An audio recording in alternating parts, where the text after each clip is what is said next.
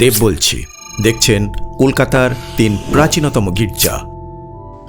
আজ Saint John's church. কলকাতার বুকের মাঝে দাঁড়িয়ে থাকা এই গির্জা শুধু ইট পাথরের কাঠামো নয়, এ নীরবে দেখে গেছে যুদ্ধ, মৃত্যু, রাজনীতি। এই গির্জার মাটির নিচে শুয়ে আছে এই শহরের ইতিহাস, এ দেশের ইতিহাস। কেন সেন্ট জনস চার্চকে বলা হয় কলকাতার সবচেয়ে রহস্যময় প্রাচীন গির্জা? চলুন সময়ের দরজা খুলে ঢুকে পড়ি। ছবিটি আনুমানিক 1730 সালের, পলাশী যুদ্ধের প্রায় 27 বছর আগের তৈলচিত্র। এটাতে দুটো গুরুত্বপূর্ণ স্থাপত্য দেখা যাচ্ছে। একটা ইংরেজদের তৈরি প্রথম দুর্গ ওল্ড ফোর্ট উইলিয়াম, আর এর সামনে কলকাতায় ইংরেজদের তৈরি প্রথম দিকের গির্জা সেন্ট অ্যানস চার্চ। দুটোর কোনোটাই এখন আর নেই। এই জায়গাটায় আছে আজকের জিপিও, আর এই গির্জাটির জায়গায় এখন দাঁড়িয়ে আছে আজকের রাইটার্স বিল্ডিং। হুগলি নদীর দিক থেকে দেখা যাচ্ছে ওল্ড ফোর্ট উইলিয়াম, তার ওপারে সেন্ট অ্যানস চার্চের চূড়ো। এই গির্জাটি প্রায় সম্পূর্ণভাবে ধ্বংস হয়ে যায় 1756 সালে বাংলার নবাব সিরাজদৌল্লা কলকাতা আক্রমণের সময়। এর মধ্যে ইংরেজরা কলকাতার পুনর্দখল নেয়। ইতিমধ্যে পলাশী যুদ্ধ হয়ে গেছে। কলকাতাকে কেন্দ্র করে ইংরেজরা বাংলায় জাঁকিয়ে বসেছে। নজর তখন ভারতের বাকি অংশে। সেন্ট অ্যানস চার্চ ধ্বংসের পর ইংরেজরা কলকাতায় চার্চের অভাব মেটালো কিভাবে, সে কথায় আসি। কলকাতায় ইংরেজরা প্রথমে মুরগিহাটায় পর্তুগিজদের অস্থায়ী গির্জায় কয়েক বছর উপাসনার কাজ চালায়। 1760-এ তারা গির্জাটি ছেড়ে দেয়। তারপর ওল্ড ফোর্টের লাগোয়া এক ভবনকে অস্থায়ী চ্যাপেল করে চলে তাদের উপাসনা। কলকাতায় ইংরেজদের সংখ্যা ক্রমে বাড়তে থাকে। দরকার পড়ে একটি স্থায়ী গির্জা তৈরির। সেই নতুন গির্জাটা কোথায় হবে, জায়গাটা বুঝতে এবার কলকাতার এই পুরনো ম্যাপটা দেখুন। এই হলো পুরনো ফোর্ট, আর এর পাশেই সেই সেন্ট অ্যানস চার্চ। এই ফোর্টকে ঘিরেই তখন কলকাতার হোয়াইট টাউন, যত ধনী আর উচ্চপদস্থ ইংরেজদের ঘরবাড়ি, কাজেই কাছাকাছি গড়ে ওঠে গোরস্থান। শহরে ইংরেজদের প্রথম বেরিয়াল গ্রাউন্ড, সেটা কোথায় ছিল?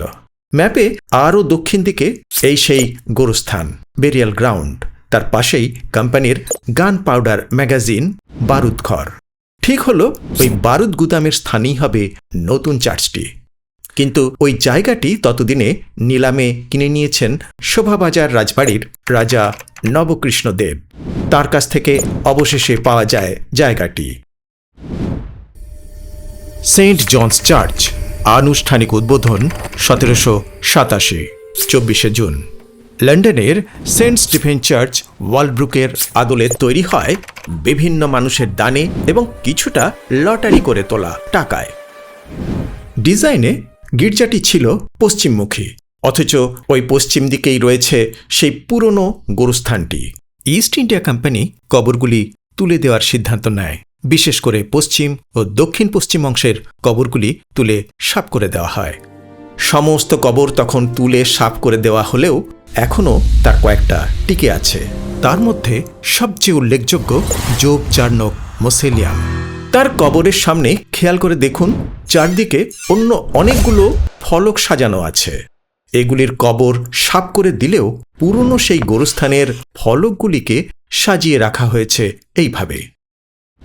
জোব চার্নকের সমাধি শহরের অন্যতম প্রাচীন ব্রিটিশ স্মৃতিস্তম্ভ। অষ্টভুজাকৃতি ইন্দো ইসলামিক স্থাপত্য শৈলীতে নির্মিত। চার্নকের জামাই এবং উত্তরসূরি স্যার চার্লস আয়ার এটি নির্মাণ করেন। দক্ষিণ ভারত থেকে আনা বিশেষ ধরনের কালো পাথরে এপিটাফটি তৈরি। পরে ভূতত্ত্ববিদ টি.এইচ. হল্যান্ড এই বিশেষ ধরনের গ্রানাইট পাথরের নাম চার্নকের নামানুসারে চার্নকাইট রেখেছিলেন। এপিটাফে লেখাটি ল্যাটিন ভাষায় খোদাই করা। দেখুন, জোব চার্নকের মৃত্যুর বছর লেখা আছে 1692, অথচ তার মৃত্যু আসলে জানুয়ারির 1693, পরের বছর। তবে কি এপিটাফে ভুল লেখা হয়েছে? না, তা নয়। তখন নতুন বছর গোনা শুরু হতো মার্চ মাস থেকে, জানুয়ারি থেকে নয়। চার্নকের পরিবারের বেশ কয়েকজন সদস্য সমাহিত আছেন এই চার্চইয়ার্ডে, উল্লেখ আছে বেশ কিছু ঐতিহাসিক সূত্রে। কিন্তু বাস্তবে তাঁর এপিট্যাফটির ঠিক পাশেই ক্যাথরিনের এপিট্যাফটি ছাড়া আর কারো সমাধি অথবা এপিট্যাফের সন্ধান পায়নি। তবে বিতর্ক আছে, এই ক্যাথরিন হোয়াইট সম্ভবত চার্নকের মেয়ে নন, অন্য কোনো পরিবারের। আমরা দেখেছি কিভাবে কিছু নাম, কিছু গল্প যেন ইচ্ছে করেই হারিয়ে যায়। আপনার মতে ইতিহাস কি শুধু যা রয়ে গেছে সেটাই, নাকি যা মুছে গেছে সেটাও সমান গুরুত্বপূর্ণ? আপনার মতামত কমেন্টে জানাতে ভুলবেন না। ইস্ট ইন্ডিয়া কোম্পানির তরফে চার্নক মোট 3 বার কলকাতায় পদার্পণ করেন। বারবার কেন, কি উদ্দেশ্য ছিল, সেই বিষয় নিয়ে হাজির হব পরবর্তী কোনো নিবেদনে। আবার প্রসঙ্গে ফিরে আসি। মুঘল সম্রাট ফারুকসিয়ারের চিকিৎসা করা উইলিয়াম হ্যামিল্টনের সমাধিফলকও চার্নকের সৌধের ভেতর রাখা আছে। কোম্পানির সেই বিখ্যাত ফারুকসিয়ার ফরমান লাভ সেই চিকিৎসার কল্যাণে।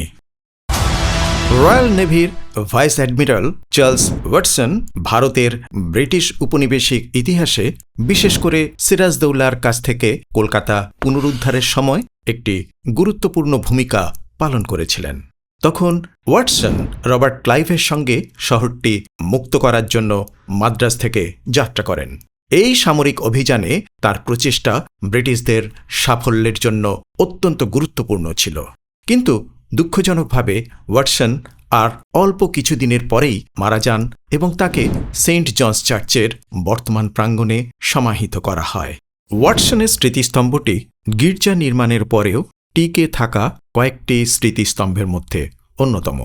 ঠিক পেছনে এই গির্জা চত্বরের ঠিক বাইরে ওই যে ভাঙা চলছে, ওটাও বহু স্মৃতি বিজড়িত অল ইন্ডিয়া রেডিও কলকাতা কেন্দ্রের আদি রেডিও স্টেশন। এর কথা আছে এই ভিডিওতে, তলায় লিংক দিয়ে দিলাম। চার্নকের সমাধিসৌধের পাশেই রয়েছে ফ্রান্সিস জনসনের সমাধি। বেগম জনসন নামে পরিচিত ফ্রান্সিস কলকাতার ইতিহাসে এক আকর্ষণীয় ব্যক্তিত্ব।